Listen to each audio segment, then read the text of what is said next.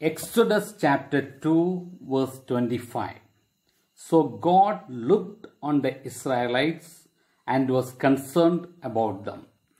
निर्गमन 2 का 25 कहता है, और परमेश्वर ने इस्राएलियों पर दृष्टि करके उन पे चित्त लगाया. This verse of the chapter notes two important truths. अध्याय के इस आयत में 2 महत्वपूर्ण सत्य है. This is part of a temporary shift away from the story of Moses.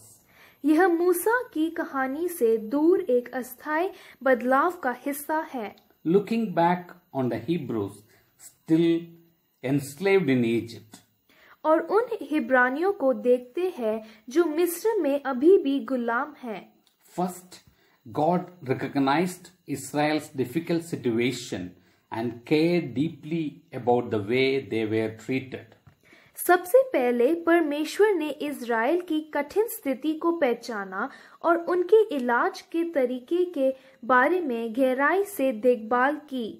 These words prepare readers for the upcoming calling of Moses to bring the Jewish people out of slavery.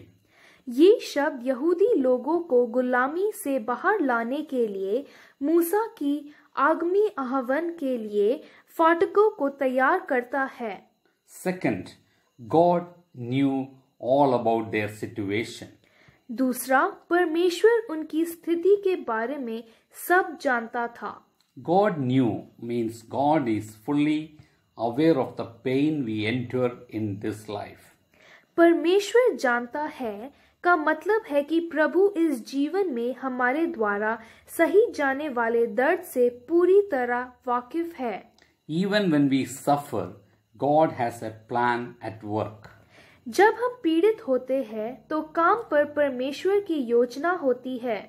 In the book titled A Grief Observed, C.S. Lewis tells of his wife's slow, agonizing death from bone cancer.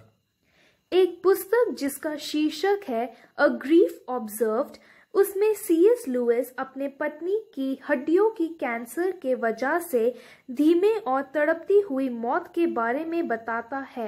Lewis writes, Meanwhile, where was God? Lewis लिखता है, इस दौरान परमेश्वर कहाँ था? You go to him when your need is desperate, and what you find? आप उसके पास जाते हैं जब आपका जरूरत बेताब होता है, और आप क्या पाते हो? A door slammed in your face. एक दरवाजा आपके मुंह में पटका हुआ.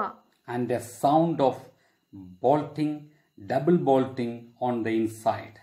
और अंदर से बार बार दरवाजा के बंद होने की आवाज सुनाई पड़ती है. After that silence, you may as well turn away. उस मौन के बाद आप भी दूर हो सकते हैं. It must have seemed that way for the Israelites while they were slaves in Egypt. Israel के लोग जब मिस्र में गुलाम थे, उनको भी ऐसा ही लगा होगा. They had cried out to God. वो परमेश्वर की ओर पुकारे. But there was only silence behind a double bolted door. लेकिन उस बंद हुए दरवाजा के पीछे सिर्फ शांति थी. Time and again, when they were faced with some of the most impossible hardships, समय बीतने के साथ जब उनका सामना सबसे कठिन कठिनाइयों से हुआ, God seemed nowhere near. परमेश्वर कहीं भी करीब नजर नहीं आया. Exodus chapter 2 verse 25 gives the answer to the question, where is God? निर्गमन 2 का 25 उत्तर देता है उस प्रश्न का, परमेश्वर कहाँ है? God looked on the Israelites and was concerned. और परमेश्वर ने इज़राइलियों पर दृष्टि करके उन पर चित्त लगाया. That is the reality of life. यही जीवन की वास्तविकता है. God is where we are. हम जहाँ हैं वहाँ परमेश्वर है. If today you feel that God is not around or does not care, अगर आज आपको लगता है कि परमेश्वर आसपास नहीं है या परवाह नहीं करते हैं, start talking to him. तो उससे बात करना शुरू करें. Tell him how you feel उससे कहिए कि आप क्या महसूस करते हो and ask him to give you some sign of his presence. और उसकी उपस्थिति का कोई चिन्ह मांगो। As C.S. Lewis later explains, C.S. Lewis बाद में हमें समझाता है कि we are the ones who shut God out. वो हम लोग हैं जिन्होंने परमेश्वर को बंद किया। If we draw near to God, He will draw near to us. अगर हम परमेश्वर के करीब जाते हैं वो हमारे करीब आएगा। Romans chapter 8 verse 28 expresses this truth well. Romeo 8 का 28 इस सच्चाई को अच्छे से व्यक्त करता है। And we know that for those who love God, all things work together for good. हम जानते हैं कि जो लोग परमेश्वर से प्रेम रखते हैं उनके लिए सब बातें मिलकर भलाई को उत्पन्न करती है।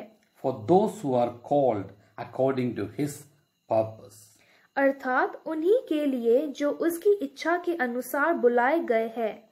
God's plan and promise would unfold through the life of Moses as the leader of God's people from slavery to freedom.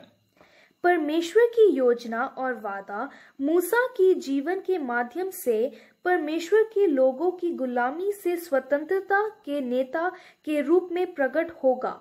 Lord our Heavenly Father, प्रभु हमारे स्वर्गीय पिता, help us to take comfort in the protection of God's angels. परमेश्वर के स्वर्गदूतों की सुरक्षा में सांत्वना पाने में हमारी मदद करे। And to take even greater comfort in knowing that we belong to the Almighty. और यह जानने में और भी अधिक सांत्वना ले कि हम सर्वशक्तिमान के हैं। In Jesus' name, Amen. यीशु मसीह के नाम में आमीन। Exodus chapter